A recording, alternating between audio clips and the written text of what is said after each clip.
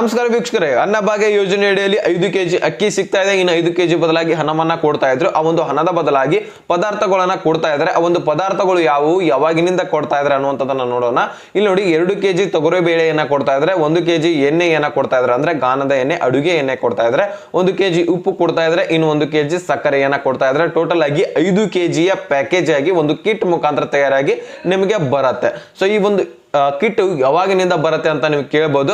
ಇಲ್ಲಿ ನೋಡಿ, August, September, October 1ನೇ ತಾರೀಕು ಬರುತ್ತೆ ಅಂತ ಹೇಳಿದ್ದಾರೆ. ಸೊ ಅಕ್ಟೋಬರ್ 1ನೇ ತಾರೀಕಿನ ಇಟ್ಕೊಂಡು KH ಮುನಿಯಪ್ಪನವರು ಬಿಡುಗಡೆ ಮಾಡೋರಿದ್ದಾರೆ. ಅಂದ್ರೆ ಈಗಲೇ ಬಿಡುಗಡೆ ಮಾಡ್ಬೇಕಂದ್ರೆ ಎಲ್ಲ ಕಡೆ ಸಪ್ಲೈ ಮಾಡ್ಲಿಕ್ಕೆ ಒಂದ್ ಸ್ವಲ್ಪ ಟೈಮ್ ಅಂತೂ ಬೇಕೇ ಬೇಕು. ಪ್ರತಿ ಜಿಲ್ಲೆಯ, ಪ್ರತಿ ತಾಲೂಕಿನ, ಪ್ರತಿ ಗ್ರಾಮದವರಿಗೆ ಹೋಗ್ಬೇಕಲ್ವಾ. ಕರ್ನಾಟಕ ರಾಜ್ಯದ ಮೂಲೆ ಮೂಲೆಗೂ ಹೋಗಿ ತಲುಪಬೇಕಂದ್ರೆ ಈ ಒಂದು ಕಿಟ್ಗಳು ಒಂದ್ ಸ್ವಲ್ಪ ಟೈಮ್ ತಗೊಳುತ್ತೆ. ಸೊ ಅದಕ್ಕೋಸ್ಕರ ಈ ಒಂದು ಅಕ್ಟೋಬರ್ 1ನೇ ತಾರೀಕಿನ ಇಟ್ಕೊಂಡು ಎಲ್ಲರಿಗೆ ಕೊಡುವಂತಹ ಒಂದು ಸಾಧ್ಯತೆ ಇದೆ ಅಂತ ಸ್ಪಷ್ಟನೆ ಬಂದಿರುವಂತದ್ದು. ಇದ್ರ ಬಗ್ಗೆ ಕ್ಲಾರಿಟಿ ಸಿಕ್ಕಿದೆ. ಆದ್ರೆ ಬೇಗನೆ